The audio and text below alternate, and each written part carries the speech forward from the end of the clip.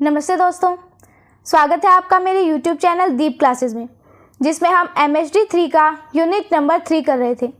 आज की वीडियो में हम जानेंगे यूनिट 3 से टॉपिक नंबर 3.4, जिसमें हम गोदान में प्रस्तुत किसान नारी पात्र जो थे इनके बारे में जानेंगे। बिना देरी किए स्टार्ट करते हैं अपना आज का वीडियो। प्रेमचंद ने किसान नारी की पीड़ा एवं दर्द को किसान जीवन की त्रासदी के साथ ही प्रस्तुत कर दिया है। यानी कि प्रेमचंद ने, अगर हम प्रेमचंद के उपन्यास गोदान को देखें तो इसकी कहानी में सिर्फ पुरुषों की ही नहीं बल्कि किसानों के घर में रहने वाली जो महिलाएं थी उनके दुख और उनकी परेशानियों को भी बहुत अच्छे से दिखाया। यहाँ पर ये जो त्रासदी शब्द लिखा है इसका मतलब हुआ जीवन की वो दुखद स्थितियाँ, वो बुरी स्थिति जिससे बाहर निकलना ये बहुत मुश्किल हो। तो इन सभी स्थिति को प्रेमचंद ने दिखाया है। होरी के घर में अनाज नहीं है। अब होरी इस पात्र का मुख्य किसान है तो उसके घर में अनाज नहीं है। इसका दर्द होरी को भी है। अब अनाज ना होने की वजह से होरी तो दुखी है ही है, लेकिन जो होरी की पत्नी है धनिया, जो इस उपन्यास का नारी पात्र है, इसको भी अनाज ना होने का बहुत दुख है। पुनिया के घर से एहसान में अनाज पाकर धनिया की जो हेठी हुई है उसकी मर्मातक पीड़ा किसान जीवन की पीड़ा है। अब क्या हुआ, ये जो धनिया है ये पुनिया के घर से अनाज ले तो आती है, पर उसे जो अपमान महसूस होता है धनिया को, वो सिर्फ उस अकेली धनिया का दुख नहीं था बल्कि उस समय के हर गरीब किसान का ये दुख है। अब यहाँ पे ये जो मर्मातक शब्द लिखा है इसका अर्थ हुआ दिल को चीर देने वाला दुख। यानी कि धनिया जब उससे मांग कर अनाज लाती है तो उसको इतना दर्द होता है जैसे दिल को चीर देने पर दुख होता हो। इसी तरह होरी जब बाहर से लूट कर आता है तो धनिया उसके सीधेपन पर या भलमन साहक पर खींचती है, होरी को कोसती है। यह होरी धनिया का साझा अनुभव है। अब यहाँ पे क्या हुआ, होरी एक बार क्या करता है, बाहर से ठगा कर या फिर नुकसान उठाकर घर पे आ जाता है। अब धनिया इस बात से हो जाती है बहुत गुस्सा।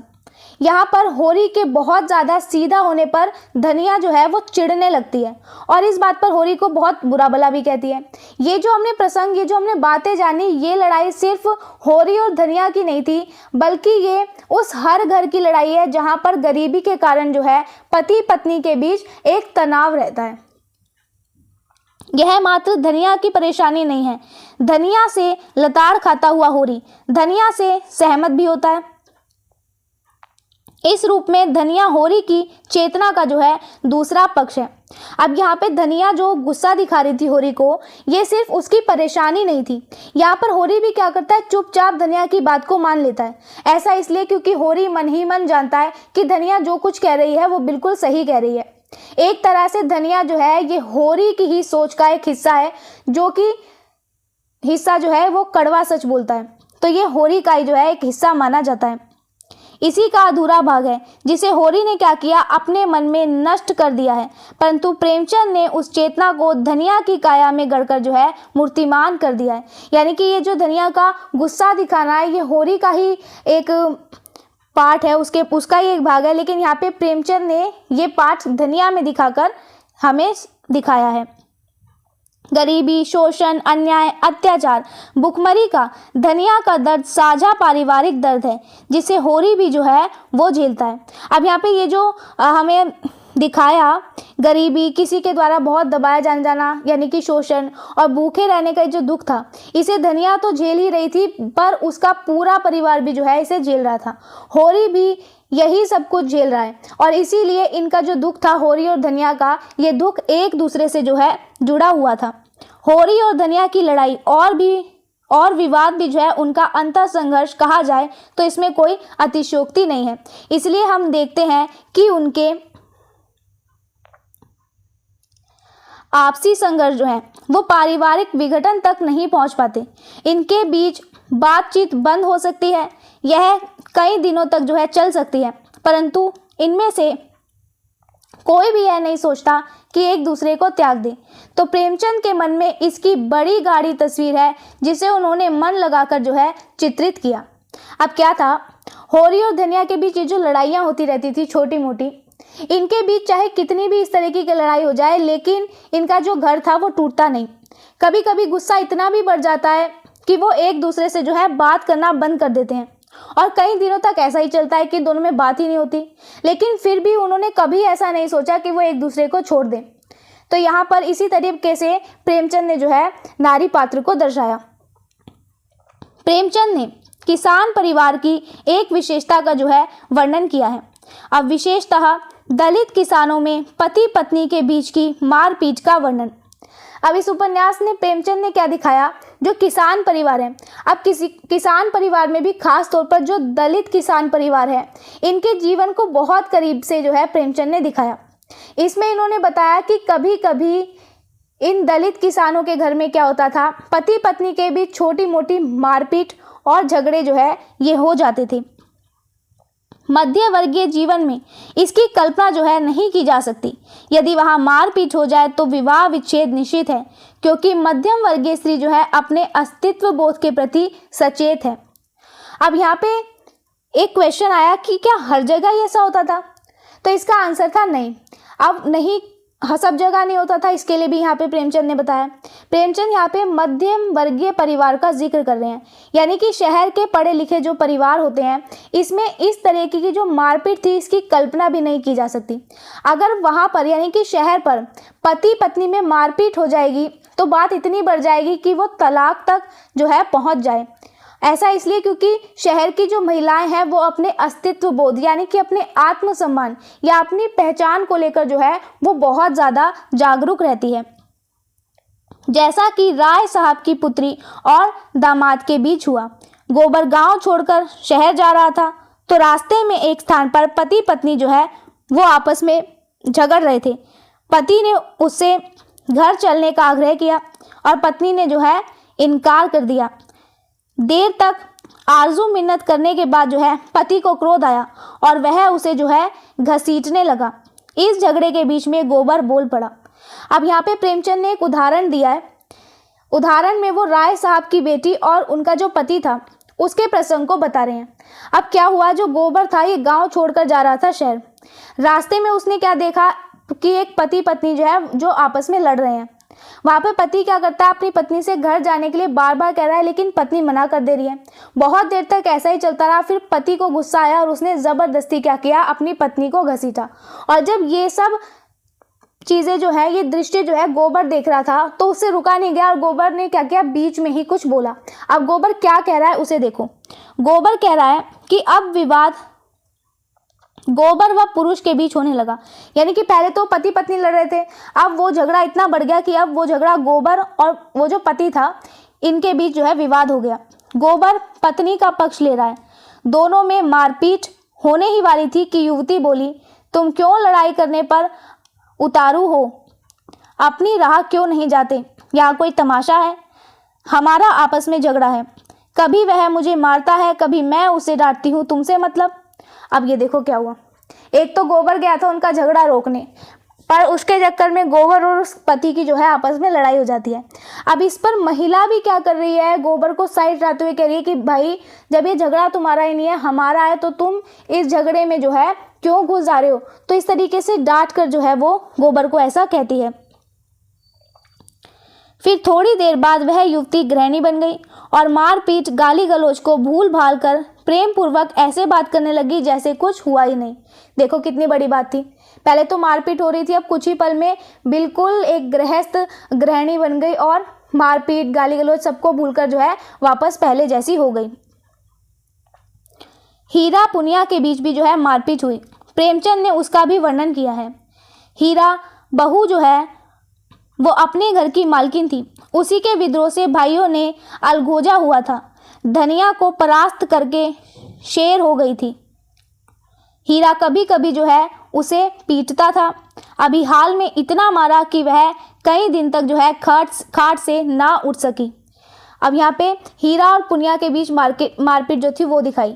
हीरा की पत्नी जो थी वो अपने घर को अपने तरीके से संभालना चाहती थी और इसी बात को लेकर घर के अंदर क्या हुआ, बंटवारा हो गया। धनिया को हराने के बाद हीरा की जो पत्नी थी उसमें आ गया घमंड। हीरा कभी कभी उसे मारता था, लेकिन हाल ही में उसने उसे बहुत ही ज़्यादा बुरी तरीके से मारा, इतना कि वो बिस्तर पर जो है पड़ी रही और कई दिनों तक उठी ही नहीं। लेकिन अपना अधिकार वह किसी तरह ना छोड़ती थी। हीरा क्रोध में उसे मारता था, लेकिन चलता था उसी के इशारों पर, उस घोड़े की भांति जो कभी कभी स्वामी को लात मारकर भी जो है उसी के आसन के नीचे चलता है। अब यहाँ पे क्या बताया, कितनी मारपीट हुई, इतना सब हुआ, इसके बाद भी वो अपना हक जो है छोड़ती नहीं थी। हीरा उसे गुस्से में मारता तो ज़रूर था, लेकिन फिर भी सारी बात जो है हीरा उसी की मानता था। अब यहाँ पे प्रेमचंद ने एक उदाहरण दिया, उदाहरण देते हुए कह रहे हैं, जैसे कोई मालिक हो और उसके इशारों पर चलने की बजाय जो है कभी कभी घोड़ा क्या करता है, उसे लात मार देता है और अपना काम निकलवा लेता है। ठीक वैसे ही महिला का भी जो है घर पर इसी तरीके का कब्जा होता है। गोबर जुनिया के बीच भी जो है झगड़ा हुआ। अब जो गोबर और जुनिया रहे ये भी लड़ते झगड़ते थे, यहाँ तक कि सीधा साधा गमखोर होरी भी जो है धनिया को पीटने लग जाता था।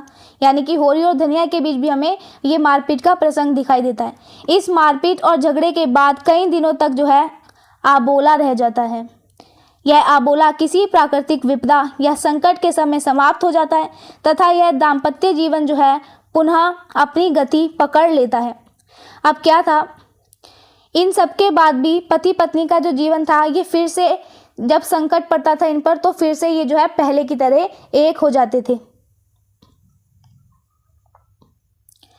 गोबर जुनिया का झगड़ा हुआ। अब यहाँ पे गोबर और जुनिया के झगड़े का बताया है। दोनों के बीच जो है वो संवादहीनता आ गई, यानी कि दोनों ने एक दूसरे से बात करना ही बंद कर दिया था, गोबर और जुनिया ने, अपने झगड़े के बाद। इस बीच मिल में हड़ताल हुई और वहां हुए झगड़े में गोबर जो है वो बुरी तरीके से घायल हो गया। अब उसके घायल होने के बाद जुनिया ने क्या किया, गोबर की वह चेष्टाहीन लोथ देखी और उसका नारीत्व जाग गया। तो जैसे ही वो गोबर को इस हालत में देखती है, तो इस हालत में देखने के बाद जुनिया का जो मन है वो वापस से पहले जैसा हो जाता है और वो ये जो प्रसंग था झगड़े वाला वो इसे भूल जाती है। उसे तन मन से गोबर की सेवा शुश्रूषा की, गोबर की सेवा में लग जाती है अब वो। इसी तरह होरी को ज्वार आया तो धनिया भी जो है ममत्व जाग उठा। लाख बुरा हो पर उसी के साथ जीवन के 25 साल काटे हैं, सुख किया है तो उसके साथ, दुख भोगा तो उसी के साथ। अब ये जो है होरी की पत्नी धनिया कह रही है, अब तो चाहे वह अच्छा है या बुरा अपना है। तो ये सब जो है हमें इस उपन्यास में प्रेमचंद ने इन प्रसंगों के बारे में दिखाया, जिसमें वो किसानों की जो पत्नियां थी उनका जो दुख था वो हमारे सामने प्रस्तुत कर रहे हैं। दाढ़ी जार ने मुझे सबके सामने मारा, सारे गांव के सामने मेरा पानी उतार दिया, यानी कि मेरी बेइज्जती बहुत ज़्यादा करी। लेकिन तब से कितना लज्जित है कि सीधे ताकता नहीं, खाने आता है तो सिर झुकाए खाकर उठ जाता है और डरता रहता है कि मैं कुछ कह ना बैठूं। अब यहाँ पे धनिया ये सोच रही है कि अब होरी जैसा भी है तो वो मेरा ही, भले ही उसने क्या किया हो सबके सामने मारा हो। होरी जो है धनिया को सबके सामने मारता है, तो धनिया कह रही है भले ही उसने मुझे सबके सामने मारा हो, मेरी बहुत ज़्यादा बेइज्जती हुई हो, लेकिन अब वो होरी जो है वो बहुत शर्मिंदा भी है इस बात पे। इसीलिए वो क्या करता है, नज़र उठाकर धनिया को ज़्यादा देखता नहीं है, चुपचाप धनिया से जो है डरा डरा रहता है होरी। गोदान के किसान दाम्पत्यों के बीच संघर्ष पारिवारिक विघटन तक ना पहुंचने का कारण वही नहीं है जो प्रेमचंद सोच रहे हैं। अब ये जो इस उपन्यास के पति पत्नी है ये विघटन यानी कि तलाक तक नहीं पहुंचते हैं, इसका कारण वो नहीं था जो कि प्रेमचंद सोच रहे थे, और भी कारण थे। साचर्य जन्य प्रेम अथवा एक दूसरे के प्रति जो है त्याग की भावना जैसी आदर्शवादी स्थिति के होने का अभाव जो है पैदा किया गया है। वास्तविकता यहाँ पितृसत्तात्मक प्रभाव को स्पष्ट रूप से देखते हैं। अब यहाँ पे बताया कि जैसे स्त्रियां जो है बहुत ज़्यादा त्याग कर रही थी तो और उनके बीच आपस में प्यार भी बहुत था, इस वजह से इनकी जो लड़ाई थी वो विघटन तक नहीं पहुंची। लेकिन असल सच्चाई ये है कि हमारे समाज में पितृसत्ता यानी कि जहाँ पर पुरुषों की बात ज़्यादा मानी जाती हो, इसका बहुत गहरा असर था, इसीलिए हमें ये सब देखने को मिलता है। स्त्री की अधीनता व सामाजिक दबाव के कारण सभी किसान जो है नारी चरित्र पति के द्वारा किए गए अपमान उत्पीड़न को चुपचाप सहती नजर आती है। तो जो गांव की महिलाएं हैं ये पति द्वारा किया गया जो अपमान होता है या अत्याचार होता है इन्हें चुपचाप सह लेती है। ऐसा इसलिए क्योंकि इन पर बहुत ज़्यादा सामाजिक दबाव रहता है इन महिलाओं पर, और ये खुद भी पुरुषों के अधीन जो है अपने आप को समझती है। कोई भी विद्रोह या विरोध नहीं करती।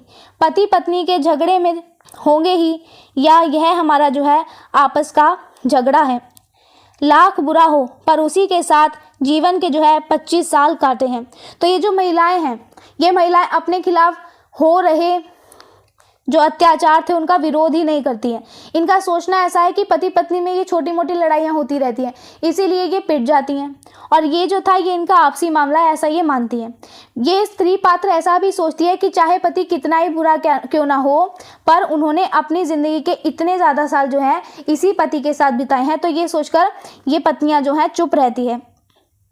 जैसे संतावना भरे शब्दों से सभी नारी चरित्र अपने आप को रिझाते हुए देखते हैं।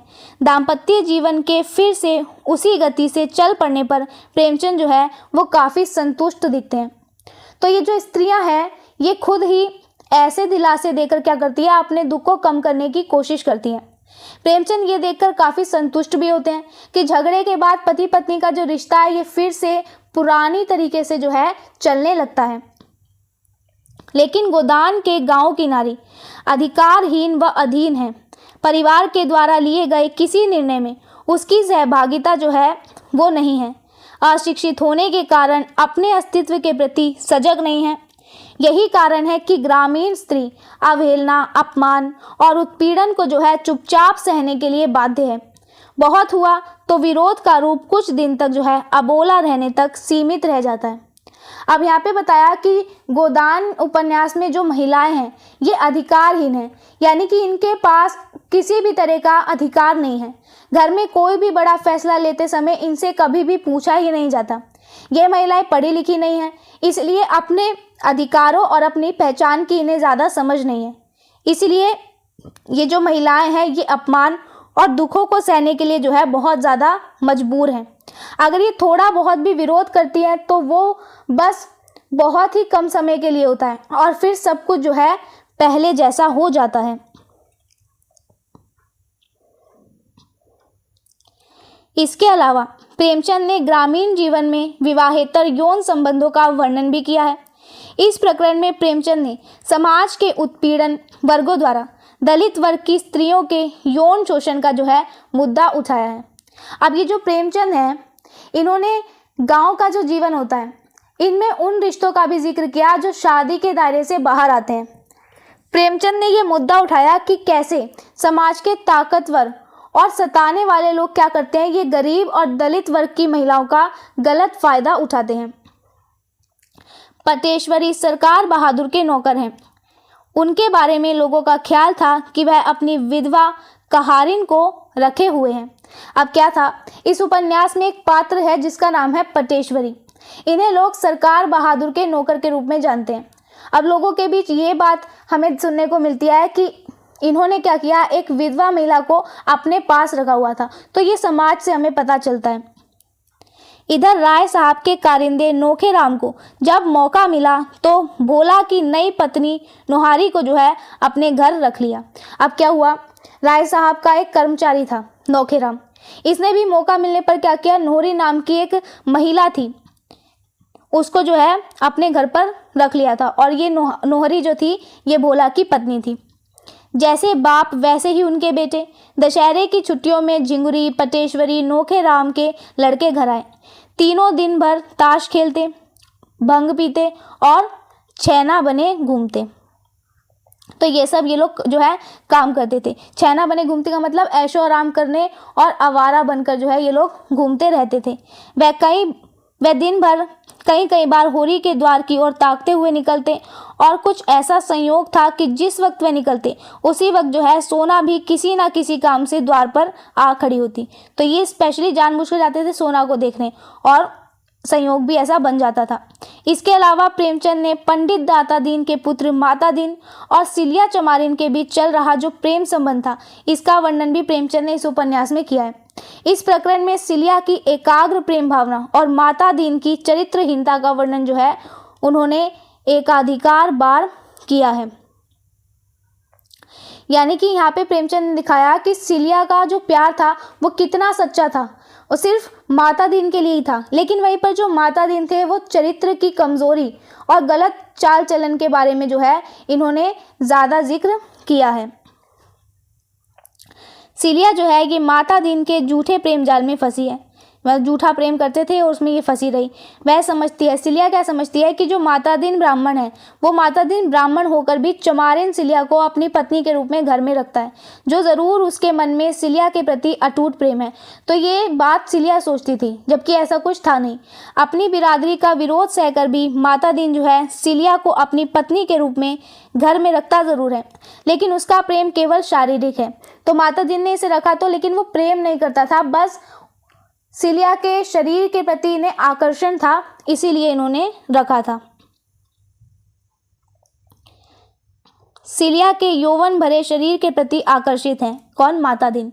निम्न जाति की सिलिया को वह मन बहलाने वाले खिलौने की तरह समझता है, यानी सिलिया उन्हें सिर्फ एक खिलौने जैसी लगती है। सिलिया के साथ शारीरिक संबंध रखने पर जो है उसे कोई छुआछूत या ब्राह्मण होने के अहम का एहसास ही नहीं होता। लेकिन सिलिया द्वारा पकाया गया खाना वह नहीं खाता। क्यों? क्योंकि सिलिया जो है एक निम्न जाति की लड़की है, मतलब उसके साथ शारीरिक संबंध माना है तो उसे कोई दिक्कत नहीं सिलिया के निम्न जाति के होने का। लेकिन अगर उसका बनाया हुआ खाना खाने की बात आ जाए तो यहाँ पर वो उसका खाना नहीं खाता। क्यों? क्योंकि वो निम्न जाति की है। अपनी रसोई वह खुद पकाकर खाता है, खुद खाना बनाता है। वो धर्म की रक्षा माता दीन के लिए सिलिया द्वारा छुआ खाना न खाने तक सीमित है। हमारा धर्म है हमारा भोजन, भोजन पवित्र रहे, फिर हमारे धर्म पर जो है कोई आँच नहीं आ सकती। रोटियां ढाल बनकर अधर्म से हमारी रक्षा करती हैं। यही नहीं, सिलिया उसकी संपत्ति या खेत के अनाज की भी जो है हिस्सेदार नहीं है। वह अधिकार उसे कभी भी नहीं दिया गया। जब उसे माता दीन से पूछे बिना ही क्या किया 2 मुट्ठी अनाज उठा लिया था, तो सिलिया को उसका सही स्थान व दर्जा और अधिकार क्षेत्र कहाँ तक समझा दिया गया। अपमानित करके घर से निकाल दिया जाता है, उस घर से जो कभी भी सिलिया का थी नहीं। तो बस क्योंकि सिलिया थोड़ा सा अनाज ले लेती है बिना पूछे, तो इतनी सी बात पर सिलिया को जो है घर से निकाल दिया जाता है। सिलिया सोच रही थी अब उसके लिए जो है कौन सा ठोर है, यानी कि अब सिलिया के लिए कोई ठिकाना ही नहीं है। वह ब्याता न होकर भी संस्कार में और व्यवहार में और मनोभाव से ब्याता थी, मतलब वैसे शादीशुदा नहीं थी लेकिन मन से अपने आप को शादीशुदा और माता दीन की पत्नी मानती थी। और अब माता दीन चाहे उसे मारे या काटे, उसे दूसरा आश्रय नहीं है और दूसरा अवलंबन नहीं है। उसे वह दिन याद आए, और अभी 2 साल भी तो नहीं हुए जब यही माता दीन उसके तलवे सहलाता था, जब उसके जनेऊ हाथ में लेकर कहा था, सिलिया जब तक दम में है तुझे ब्याता की तरह रखूंगा। जब वह प्रेमातुर होकर घर में और बाग में और नदी तट पर उसके पीछे पीछे पागलों की भांति फिरा करता था, और आज उसका यही निष्ठुर व्यवहार मुट्ठी भर अनाज के लिए उसका जो है पानी उतार देता है। यानी कि एक टाइम तो वो था जब माता दीन सिलिया के प्यार में पागल होकर क्या करता था, उसके आगे पीछे घूमता था। आज वही इंसान इतना पत्थरदिल हो गया कि सिर्फ थोड़ा सा अनाज ले लेने की वजह से क्या करता है, सिलिया को सबके सामने जो है वो बेइज्जत कर देता है। तो इस तरीके से प्रेमचंद ने इस उपन्यास में दिखाया कि उस समय ये जो किसान समाज था, इसकी स्त्रियों का क्या दुख था, वो प्रेमचंद ने हमें दिखाया। इसी के साथ हमारा ये टॉपिक जो था यहीं पर खत्म हुआ। नेक्स्ट वीडियो में नेक्स्ट टॉपिक देखेंगे, गोदान में चित्रित मध्यम वर्गीय नारी पात्र। तब तक के लिए वीडियो पसंद आया हो तो वीडियो को लाइक एंड शेयर ज़रूर करें, चैनल को सब्सक्राइब करना ना भूलें। मिलते हैं अपने नेक्स्ट वीडियो में, तब तक के लिए थैंक यू।